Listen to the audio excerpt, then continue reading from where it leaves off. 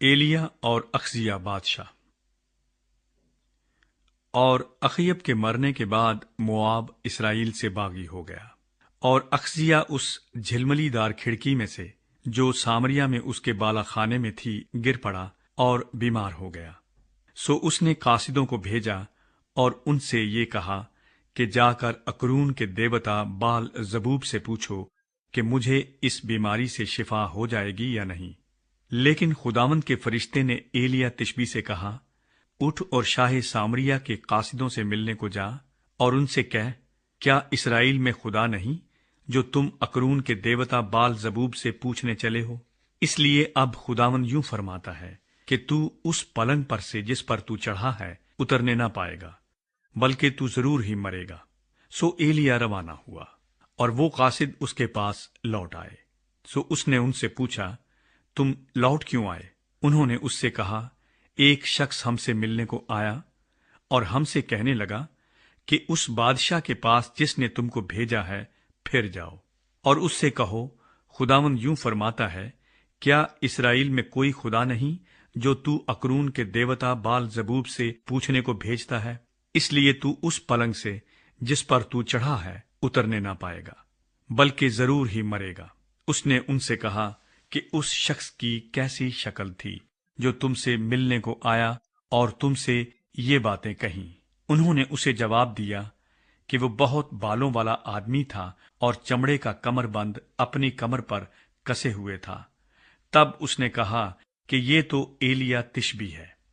تب بادشاہ نے 50 سپاہیوں کے ایک سردار کو اس کے 50 سپاہیوں سمیت اس کے پاس بھیجا۔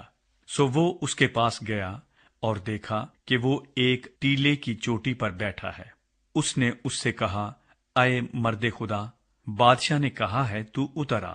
ایلیا نے اس 50 کے سردار کو جواب دیا، اگر میں مرد خدا ہوں تو آگ آسمان سے نازل ہو اور تجھے تیرے 50 سمیت بھسم کر دے۔ پس آگ آسمان سے نازل ہوئی اور اسے اس کے 50 سمیت بھسم کر دیا۔ پھر اس نے دوبارہ 50 سپاہیوں کے دوسرے سردار کو اس کے 50 سپاہیوں سمیت اس کے پاس بھیجا۔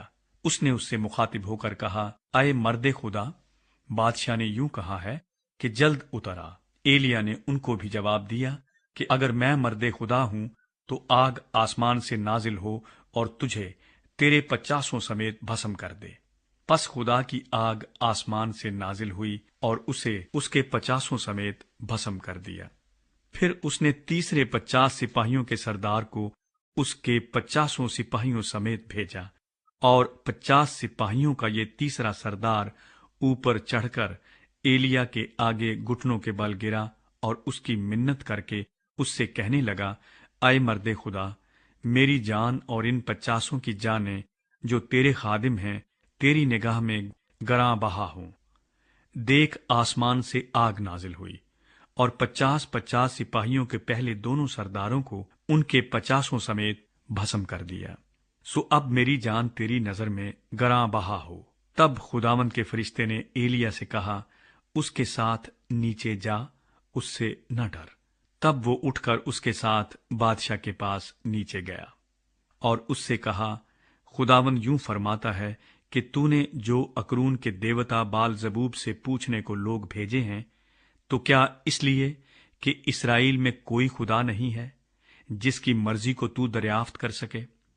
اس لیے تو اس پلنگ سے جس پر تو چڑھا ہے اترنے نہ پائے گا، بلکہ ضرور ہی مرے گا۔ سو وہ خداوند کے کلام کے مطابق جو ایلیا نے کہا تھا مر گیا، اور چونکہ اس کا کوئی بیٹا نہ تھا، اس لیے شاہ یہودا یہورام بن یہوشفت کے دوسرے سال سے یہورام اس کی جگہ سلطنت کرنے لگا۔ اور اخزیا کے اور کام جو اس نے کیے، سو کیا وہ اسرائیل کے بادشاہوں کی تواریخ کی کتاب میں قلم بند نہیں؟ ایلیا کا